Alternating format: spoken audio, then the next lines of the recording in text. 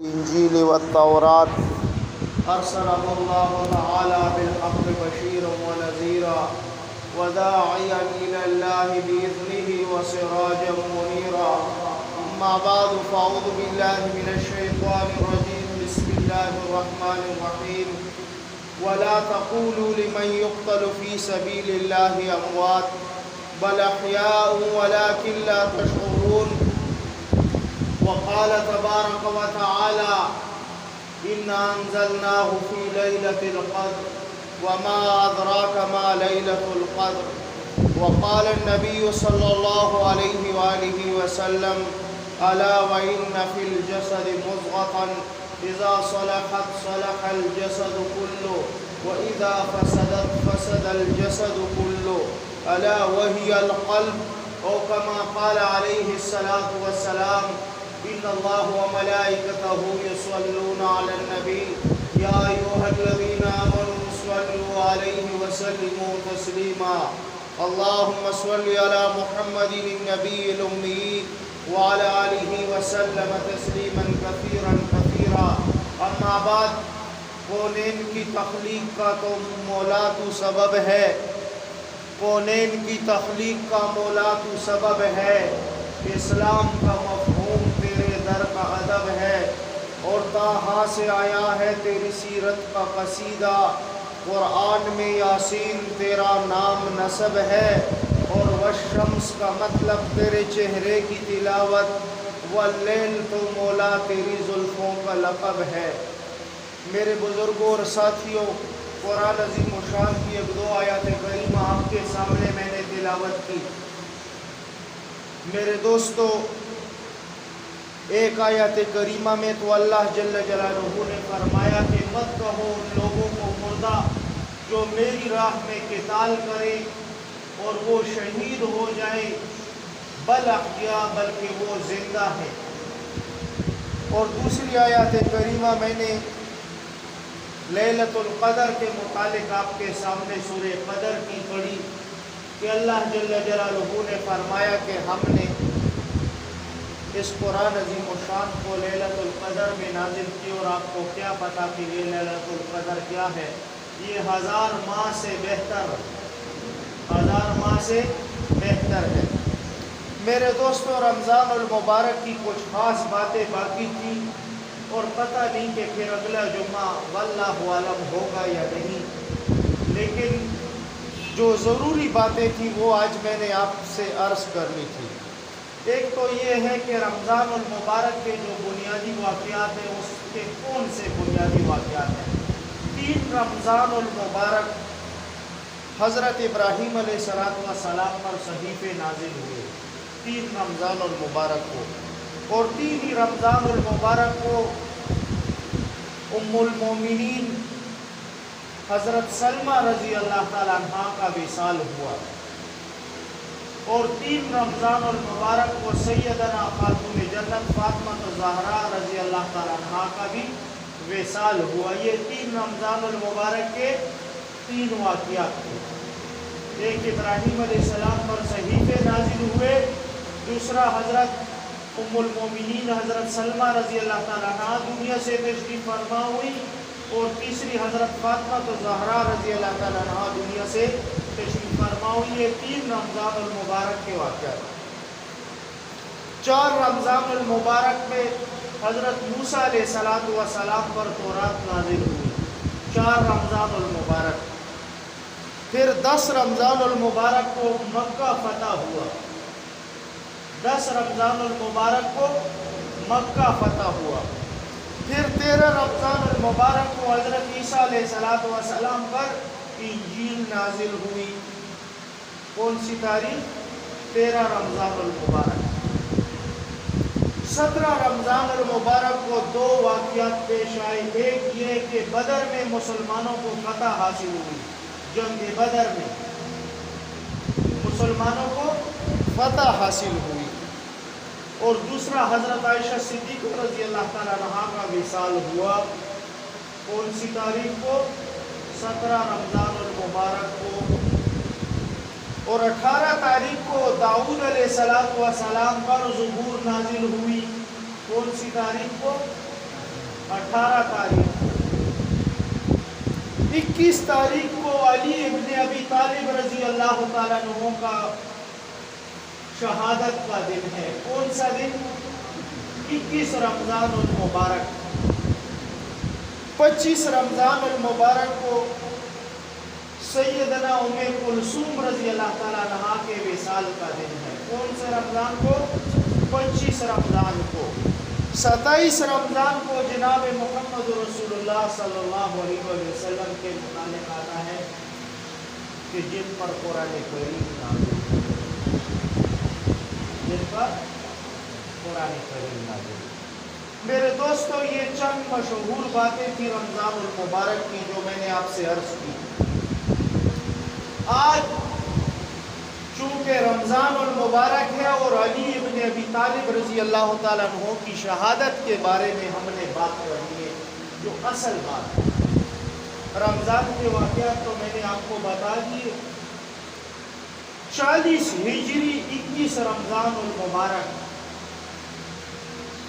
40 ہجری 21 رمضان المبارک، یہ علی ابن ابی طالب رضی اللہ تعالیٰ عنہ کی شہادت کا دن ہے۔ میرے دوستو، محرخین لکھتے ہیں کہ نہروان میں جب خارجیوں کو شکست ہوئی، جب خارجیوں کو شکست ہوئی تو انہوں نے دل میں تان لی کہ یہ بات کو بغض انہوں نے تان لیا تھا۔ اور بغض کیا تھا؟ بغض یہ تھا کہ برق بن تیمیمی، برق بن تیمیمی نے امیر معاویہ رضی اللہ تعالیٰ عنہ کو شہید کیا، اور بکر بن عبداللہ تیمیمی نے حضرت عمر بن عاص رضی اللہ تعالیٰ عنہ کی شہادت کی حامی بھری، اور سردار ابن ملجم اس نے علی ابن ابی طالب رضی اللہ تعالیٰ عنہ کی شہادت کی حامی بھری۔ اور یہ 17 رمضان المبارک کے واقعات ہیں جو فجر کی نماز میں پیش آئے، فجر کی نماز میں پیش آئے۔ دمشق کی جامع مسجد میں امیر معاویہ رضی اللہ تعالیٰ عنہ نماز پڑھا رہے تھے، فجر کی نماز، کہ برق بن تیمیمی ظالم نے فجر کی نماز میں مسجد کے کونے میں چھپا ہوا تھا۔ یہ رمضان المبارک کا 17 رمضان المبارک، اور جیسے ہی اس نے تکبیر کہی اور نماز شروع کی تو امیر معاویہ رضی اللہ تعالیٰ عنہ پر اس نے برق تیمیمی نے وار کیا، اور یہ زخم امیر معاویہ رضی اللہ تعالیٰ عنہ کو لگا، لیکن زیادہ گہرا نہ تھا۔ اس زمانے کے طبیب نے کہا کہ زخم کو داغ دینا پڑے گا، معاویہ رضی اللہ تعالیٰ عنہ نے انکار کیا، اور عمر بن عاص رضی اللہ تعالیٰ عنہ فجر کی نماز کے لیے اسی 17 رمضان المبارک کو مسجد نہیں آئے۔ انہوں نے ایک افسر اپنی جگہ پر نماز کے لیے بھیجا تھا، اور کچھ عذر کی وجہ سے نماز کے لیے 17 کو نہیں آئے، لیکن جیسے ہی بکر بن عبداللہ تیمیمی مسجد میں چھپے تھے کونے میں، اور جیسے ہی اس افسر نے نماز کی نیت باندھی اور جماعت شروع کی تو اس بکر بن عبداللہ تیمیمی نے اس پر وار کیا، اور جیسے ہی وہ گرا اور اس کو زخم لگا وہی شہید ہو گیا۔ بعد میں یہ ملزم، یہ قاتل، یہ پکڑا گیا بکر بن عبداللہ تیمیمی، اور اسے عمر بن عاص رضی اللہ تعالیٰ عنہ کے روبرو پیش کیا گیا تو انہوں نے قتل کروا دیا اس کو۔ برق بن عبداللہ تیمیمی کو بھی قتل کروایا گیا اور اسے بھی۔ اور اب آتے ہیں علی ابن ابی طالب رضی اللہ تعالیٰ عنہ کی طرف کہ 17 رمضان المبارک اور کوفہ کی جامع مسجد،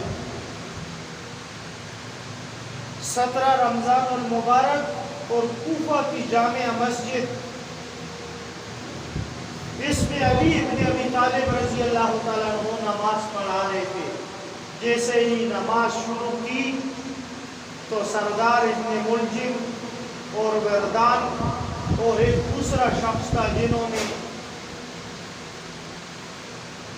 پہلے سردار ابن ملجم آگے ہوا اور اس نے علی ابن ابی طالب رضی اللہ تعالیٰ عنہ پر نماز میں وار کیا۔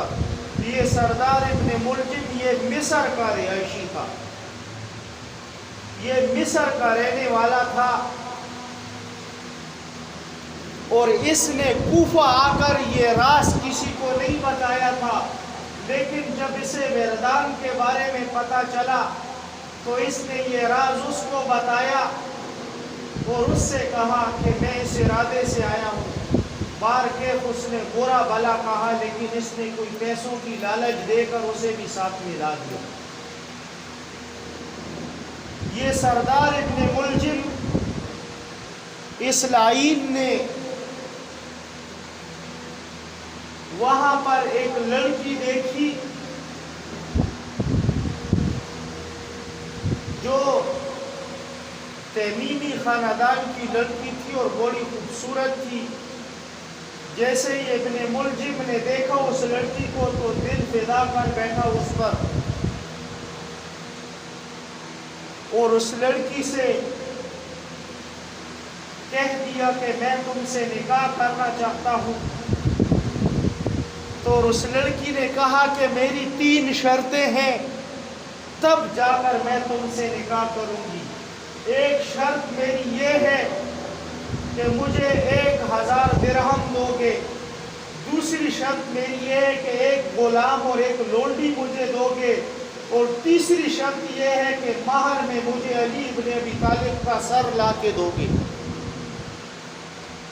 سردار ابن ملجم لائن نے ان 2 باتوں کو مسترد کر دیا، دینار والی بات اور غلام اور لونڈی والی بات کو مسترد کر دیا، اور علی ابن ابی طالب رضی اللہ تعالیٰ عنہ کی بات کو اس کو لے لیا کہ اس کا سر تو میں مہر میں لا کے دوں گا۔ میرے دوستو، جب 17 رمضان المبارک کی فجر ہوئی اور علی ابن ابی طالب رضی اللہ تعالیٰ عنہ نے جیسے ہی نماز کی نیت باندھی، کوفہ کی جامع مسجد کی اور فجر کی نماز کی، میرے دوستو علی ابن ابی طالب رضی اللہ تعالیٰ عنہ پر 2 وار کیے گئے۔ ایک وار ابن ملجم لعین نے کیا اور علی ابن ابی طالب رضی اللہ تعالیٰ عنہ کو لگا اور خون کے فوارے چھوٹ گئے، اور دوسرا وردان میں یہ تیسرا جو شخص تھا، یہ اور وردان یہ دونوں بھاگ گئے، اور سردار ابن ملجم لعین یہ پکڑا گیا موقع پر ہی۔ علی ابن ابی طالب رضی اللہ تعالیٰ عنہ کو جب زخم لگا اور یہ گر پڑے تو انہوں نے ام ہانی رضی اللہ تعالیٰ عنہ کے بیٹے کو آگے کیا، فجر کی نماز اس نے پڑھائی، اور کچھ ساتھیوں نے علی ابن ابی طالب رضی اللہ تعالیٰ عنہ کو اٹھایا اور گھر لے گئے اس کو اپنے۔ جب گھر پہنچے اور گھر لے گئے تو حضرت امام حسن رضی اللہ تعالیٰ عنہ نے اپنے باپ کا زخم دیکھا تو زاروں قطار رونے لگے۔ تو باپ نے بیٹے سے مخاطب ہو کر کہا، بیٹا کیوں رو رہے ہو تم؟ بیٹا کیوں رو رہے ہو تم؟ تو امام حسن رضی اللہ تعالیٰ عنہ نے فرمایا، ابا جان رو اس وجہ سے رہا ہوں کہ دنیا میں آج تمہارا آخری دن ہے اور آخرت کا تمہارا پہلا دن شروع ہونے والا ہے۔ کہا بیٹا میں تمہیں 4 وصیتیں کرتا ہوں، یاد رکھنا اس کو۔ ایک یہ ہے کہ میرے جانے کے بعد دنیا کی پسند کو اپنے دل میں مت بٹھانا، اور پھر فرمایا فاسق کے ساتھ دوستی مت کرنا، فرمایا جھوٹوں کی مجلس میں مت بیٹھنا، یہ چند وصیتیں تھیں جو امام حسن رضی اللہ تعالیٰ عنہ کو علی ابن ابی طالب رضی اللہ تعالیٰ عنہ نے کی۔ اس کے بعد مزید فرمایا اے میرے بچوں، فرمایا کہ میرے جانے کے بعد تم دنیا کے طلبگار مت بن جانا، اور اپنے چھوٹے بیٹے سے کہا جس کا نام تھا حضرت محمد بن حنیفہ رضی اللہ تعالیٰ عنہ، جن کا نام مشہور ہے محمد بن علی رضی اللہ تعالیٰ عنہ کے نام سے، یہ حضرت خولہ بنت جعفر رضی اللہ تعالیٰ عنہ کے بطن سے ہیں، ان کے بطن سے ہیں یہ۔ ان سے نصیحت کی اور فرمایا بٹن لگاؤ بھائی، اس کو مت کرو، ہاں دونوں بٹن لگا دو۔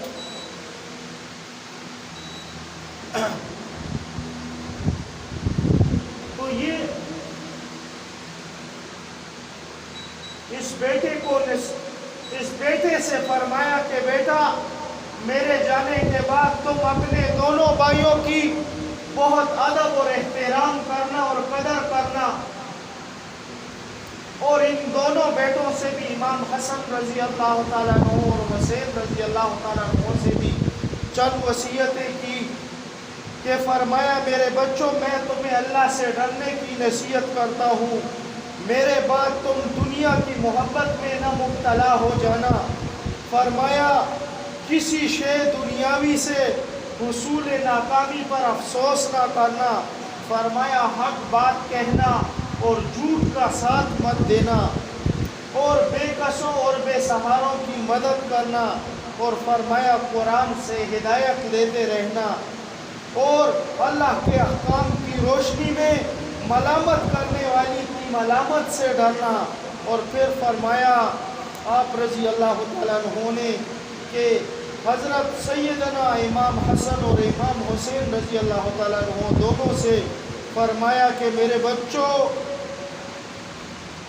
فرمایا اگر اللہ جل جلالہ نے مجھے صحت عطا فرما دی تو اس ابن ملجم نے جس تلوار سے مجھ پر وار کیا ہے تو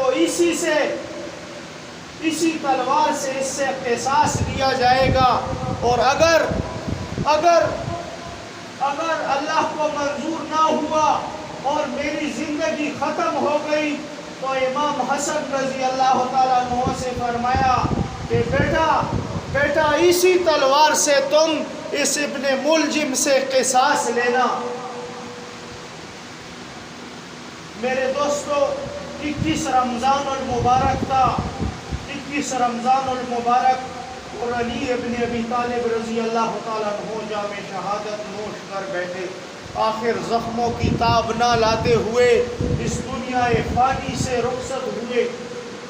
اس وقت میں بھی خلیفہ وقت امیر المومنین علی ابن ابی طالب رضی اللہ تعالیٰ عنہ سے کہا گیا کہ حضرت آپ فرمائیں کہ آپ کے بعد ہم امام حسن رضی اللہ تعالیٰ عنہ کے ہاتھ میں بیعت کریں یا نہیں؟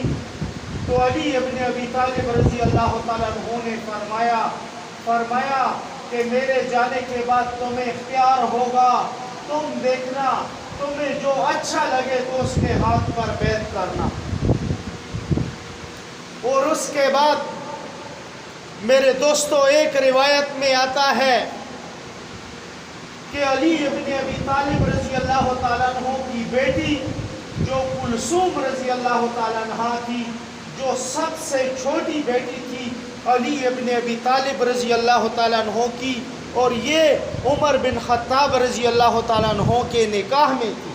یہ بھی آپ کو بتاؤں، شیعہ حضرات تو امیر المومنین عمر بن خطاب رضی اللہ تعالیٰ عنہ کو نعوذ باللہ گالیاں دیتے ہیں، لیکن یہ کون ہے؟ یہ بھی داماد علی ہے۔ عمر بن خطاب رضی اللہ تعالیٰ عنہ کون ہے؟ یہ بھی داماد علی ہے۔ تم کہتے ہو کہ ہم اہل بیت کے عاشق ہیں، اہل بیت کے عاشق کیسے ہوئے کہ اہل بیت کے داماد کو تم گالیاں دو؟ اہل بیت کے عاشق کیسے ہوئے کہ جو جو امام الانبیاء کا سسر ہو اسے گالیاں دی جائیں تو تمہارا ہمارے اسلام مذہب کے ساتھ واسطہ کون سا واسطہ تمہارا؟ اس بنا پر تم کہو گے کہ ہم مسلمان ہیں۔ بارکیف جو بنیادی بات تھی وہ میں نے عرض کرنی تھی تم سے کہ ام کلثوم رضی اللہ تعالی عنہا نے اس لعین ابن ملجم سے کہا کہ تو نے کیا کیا میرے باپ کو شہید کر کے؟ تو نے تو کچھ فائدہ نہ حاصل کیا بلکہ تو نے تو نقصان کیا۔ روایت میں آتا ہے کلثوم رضی اللہ تعالیٰ عنہا نے ابن ملجم سے کہا کہ تم نے تو نقصان کیا، کیوں؟ اس وجہ سے کہ میرے باپ کو تو اللہ جل جلالہ نے جنت الفردوس میں ایک اونچے درجے پر فائز کر دیا، تو تم نے کون سا فائدہ حاصل کیا؟ اے ابن ملجم، تم نے کون سا فائدہ حاصل کیا؟ میرے دوستو، بارکیف اسلام کی تاریخ دیکھو، تم اور میں رمضان المبارک میں 20 رکعت تراویح کے لیے کھڑے ہوتے ہیں تو 10 مرتبہ امام کو کہتے ہیں امام صاحب نماز شارٹ کٹ پڑھانا اور موٹے موٹے الفاظ لینا، اور قربان جاؤں ان صحابہ پہ جو بھوکے اور پیاسے تھے اور 17 رمضان المبارک تھا اور جام شہادت نوش کر کے بیٹھ رہے تھے۔ 21 رمضان المبارک تھا، علی ابن ابی طالب رضی اللہ تعالیٰ عنہ نماز پڑھا رہے تھے اور جام شہادت نوش کر بیٹھے۔ میرے دوستو، تو اور میں نماز کے لیے کھڑے ہونے کے لیے تیار نہیں تو قیامت کے دن اللہ کے سامنے یہ چہرے لے کر جائیں گے، یہ چہرے لے کر جائیں گے۔ آج تو اور میں روزہ رکھتے ہیں تو لوگوں سے کہتے ہیں کہ بھائی میرا روزہ ہے، مجھ سے آرام سے بات کرو ورنہ یہ کر دوں گا اور وہ کر دوں گا۔ جگہ جگہ لڑائیاں شروع ہوتی ہیں۔ میرے دوستو، کیا ہو رہا ہے مسلمانوں؟ تم اپنے اسلام کی تاریخ کو بھول گئے کیا؟ تمہیں علی ابن ابی طالب رضی اللہ تعالیٰ عنہ کا وہ فجر کی نماز کا خون بھول گیا؟ تم سے وہ خون بھول گیا جو خون کے فوارے ان سے چھوٹے تھے؟ تمہیں وہ بدری صحابہ بھول گئے جنہوں نے بھوک اور پیاس کی حالت میں جام شہادت نوش کیا؟ میرے دوستو، کاش کہ ہم اسلام کی تاریخ کو دیکھتے اور سمجھتے، کاش کہ ہم صحابہ کرام کی زندگی کو دیکھتے اور ایک آدھا آنسو تو ہماری آنکھوں میں آتا کہ ان کو رضی اللہ عنہ ورضوا عنہم کیوں کہا گیا؟ اللہ جل جلالہ نے کیوں ان سے فرمایا کہ میں ان سے راضی ہوں اور یہ مجھ سے راضی ہے؟ میرے دوستو، کیوں کہا گیا؟ لیکن تاریخ گواہ ہے اس بات کی کہ جب صحابہ پہ ایسی تاریخ آئی تو انہوں نے نہ بھوک کی پرواہ کی، نہ پیاس کی پرواہ کی، نہ اپنے گھر کے چھوٹے چھوٹے بچوں کی پرواہ کی، بلکہ جام شہادت نوش کرنے کے لیے علی ابن ابی طالب رضی اللہ تعالیٰ عنہ نے اپنے بچوں سے اور اپنے دوستوں سے امیر المومنین ہونے کے ناطے اس وقت میں یہ نہیں کہا کہ مجھے چھوڑ دو اور اس ابن ملجم کو پکڑو اور اسی وقت اس کی گردن اڑا دو، لیکن صحابہ کا کیسا صبر تھا، خون کے فوارے چھوٹ رہے ہیں اور ام ہانی رضی اللہ عنہا کے بیٹے کو مسلح پر آگے کر رہے، کہا بیٹا نماز تم پڑھو، آج علی میں دم نہیں، نماز تم پڑھو۔ میرے دوستو، تو عرض میری یہ ہے کہ یہ رمضان المبارک کا مہینہ ہے، مبارک مہینہ ہے میرے دوستو، اور مبارک ایام ہیں میرے دوستو۔ ان ایام کے اندر خوش نصیب آدمی وہ ہے جو ان ایام میں اللہ کے اذکار میں مشغول ہو اور اللہ سے ہر وقت توبہ کرتا رہے اور اللہ سے ہر وقت نجات مانگتا رہے، کیونکہ یہ نجات کا عشرہ ہے میرے دوستو۔ اور خوش نصیب آدمی وہ ہے جس پر رمضان المبارک کا مہینہ آیا اور اس نے اللہ سے ہر وقت اپنے لیے رحمت طلب کی، ہر وقت اس نے اللہ سے مغفرت طلب کی، اور ہر وقت اس نے اللہ سے نجات طلب کی۔ میرے دوستو، تو یہ وہ والا حشرہ ہے جو جہنم کی آگ سے نجات والا حشرہ۔ میرے دوستو، اس حشرے میں ہمیں چاہیے کہ ہم تو پہلے یہ دعا بہت زیادہ پڑھیں، اللہم انک عفو تحب العفو فاعف عنا، اللہم انک عفو تحب العفو فاعف عنا، اللہم انک عفو تحب العفو فاعف عنا۔ میرے دوستو، یہ دعا ہر وقت ہماری زبان پر ہونی چاہیے۔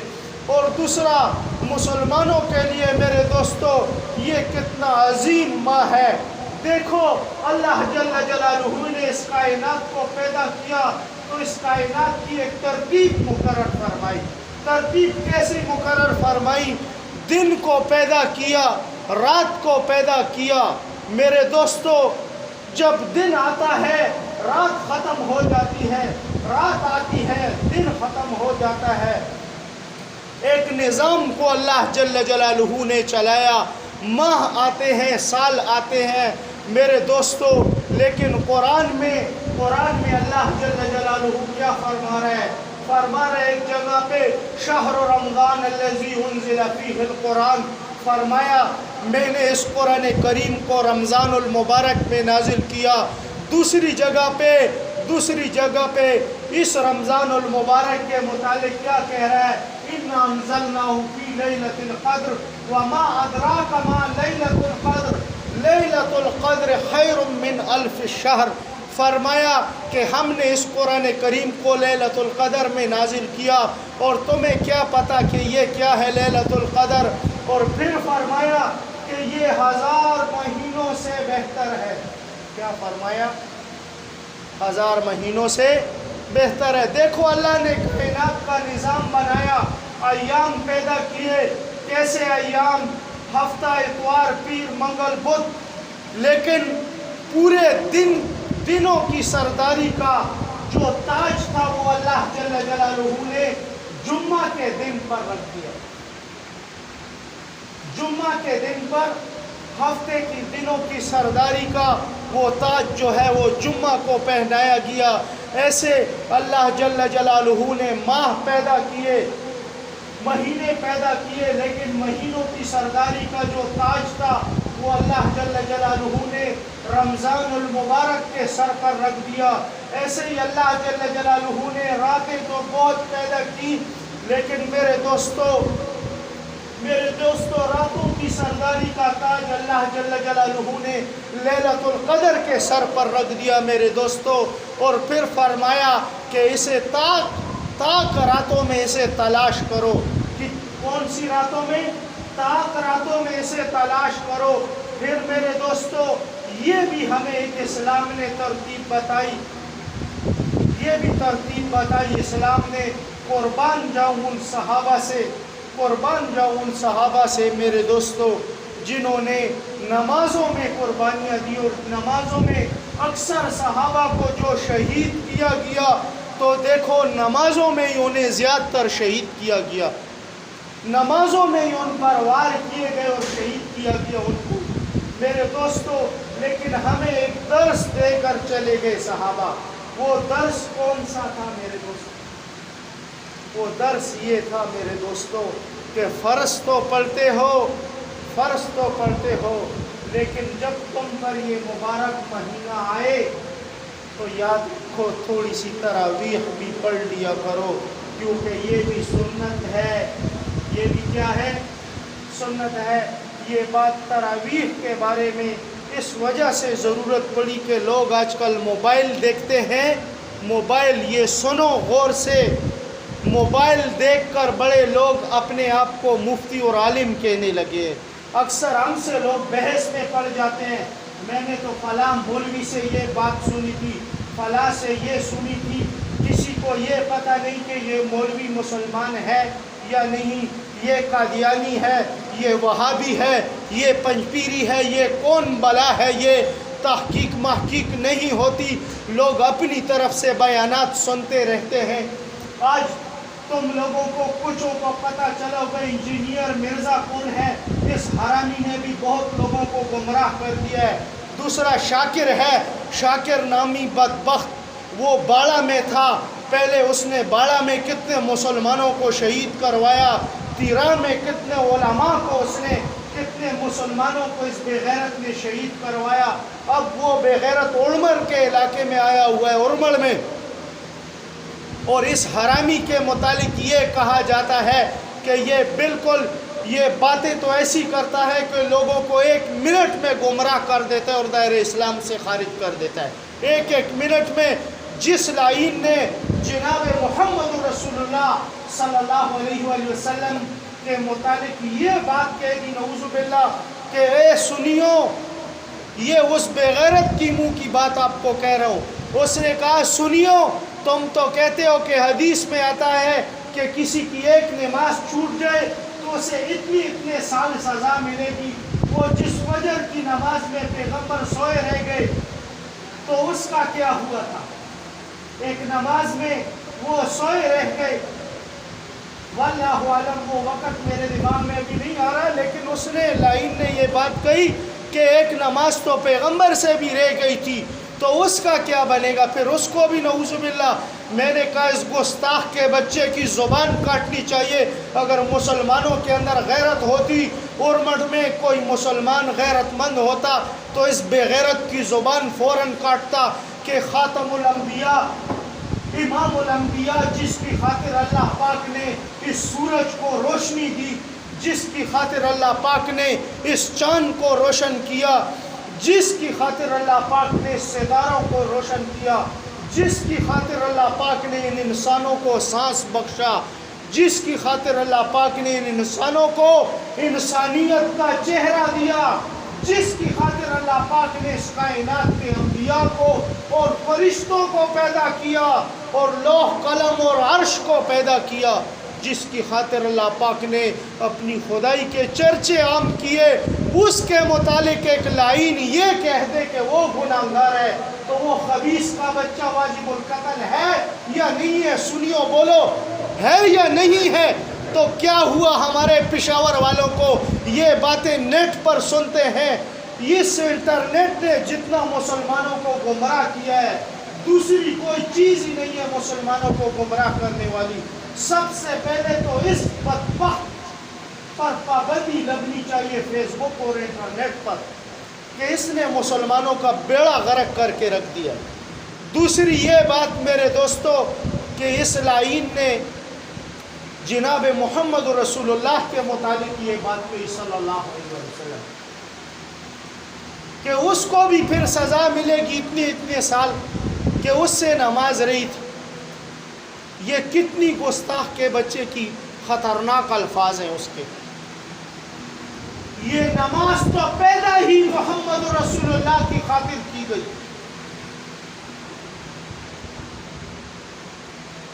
یہ سجدے کی عبادت، اس کی تاریخ دیکھو، سب سے پہلا سجدہ اللہ کے مقرب فرشتوں کو کیا ہوا، کیا حکم ہوا کہ آدم کی سمت سجدہ کرو، ہے یا نہیں؟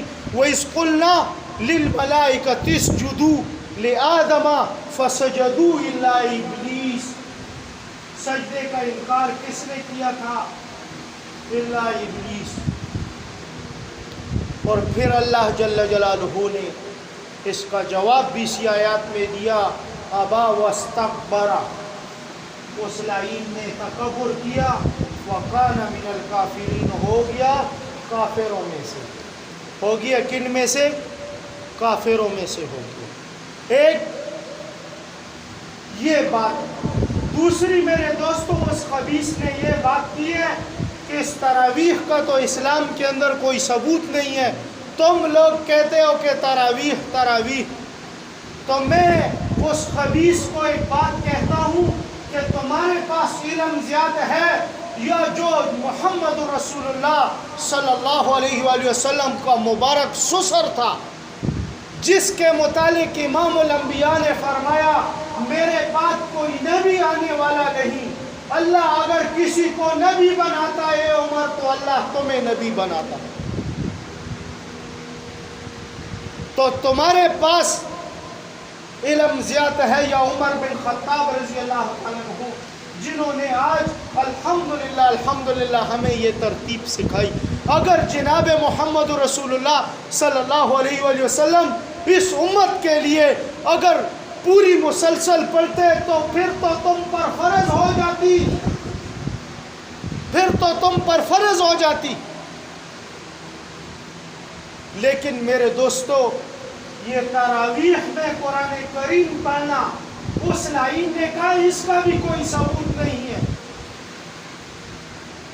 لیکن ایک حدیث مبارک اس کے ثبوت میں ہے اور اس کو جواب کوئی نہیں دیتا۔ پتہ نہیں واللہ عالم کہ یہ کون بلا ہے کہ ہمارے مولوی حضرات اس سے ڈرتے ہیں، یہ کون بلا ہے حدیث؟